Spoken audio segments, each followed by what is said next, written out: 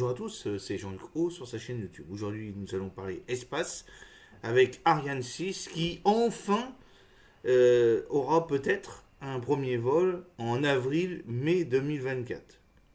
Ariane 6 pourrait décoller pour la première fois au deuxième trimestre 2024. Il est temps. La montée en puissance du nouveau lanceur lourd européen devrait être rapide avec 10 lancements prévus dès 2027. Les quatre premières Ariane 6 qui décolleront du centre spatial guyanais, le CSG, seront des Ariane 62, puis la cinquième, une Ariane 64. Je rappelle la différence entre l'Ariane 62 et l'Ariane 64. 62, il y a deux boosters, 64, quatre boosters.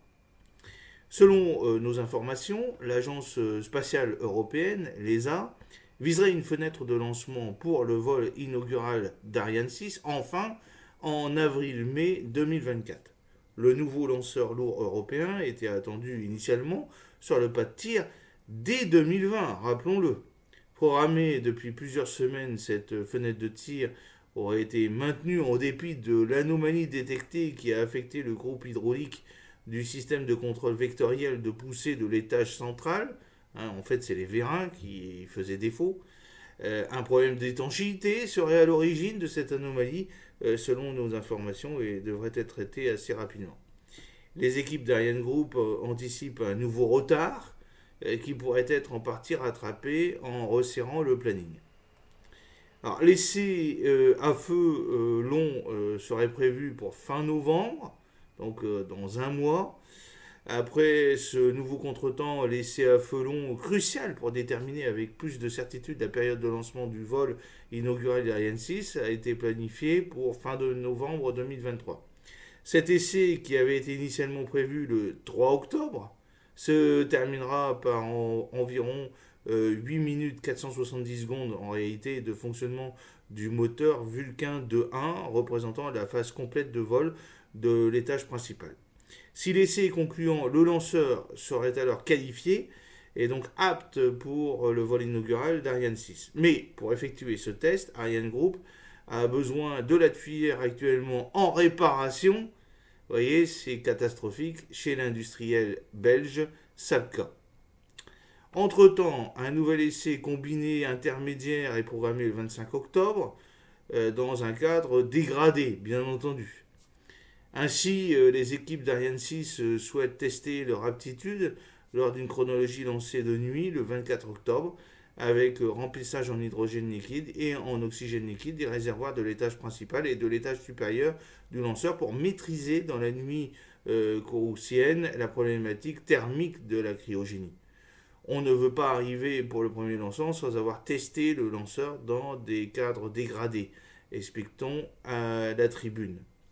Une fois tous les essais combinés effectués, la maquette d'Ariane 6 sous le portique ELA4 et qui est dédiée à ces opérations sera démontée.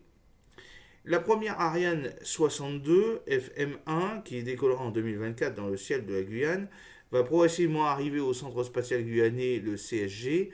Ainsi, les premiers éléments de la première Ariane 62 vont en principe débarquer du voilier cargo Canopé le 3 novembre au port de Pariaco et à Kourou. Ce sera notamment le cas de la demi-coiffe d'Ariane 6 fabriquée par l'entreprise suisse Beyond Gravity.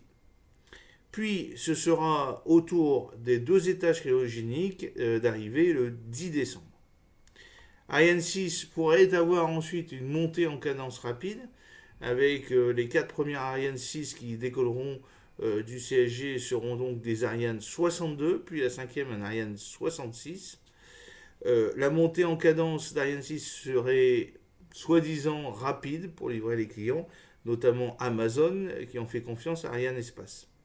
Au titre du contrat signé avec le géant américain, Ariane Espace effectuera 18 lancements avec Ariane 6, dont 16 Ariane 64 au profit de la constellation Kuiper sur une période de 3 ans.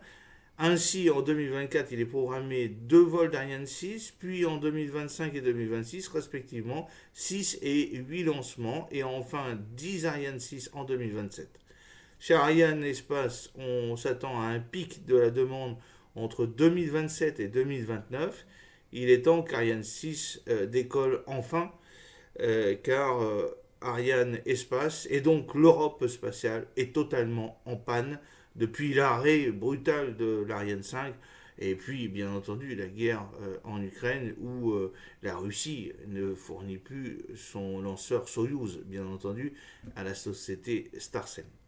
J'espère que cette petite vidéo vous a plu. N'oubliez pas de cliquer sur le pouce pour la promouvoir, de vous abonner si ce n'est pas encore fait et de partager cette vidéo sur vos réseaux sociaux. A très bientôt, fidèlement, Jean-Luc Roux.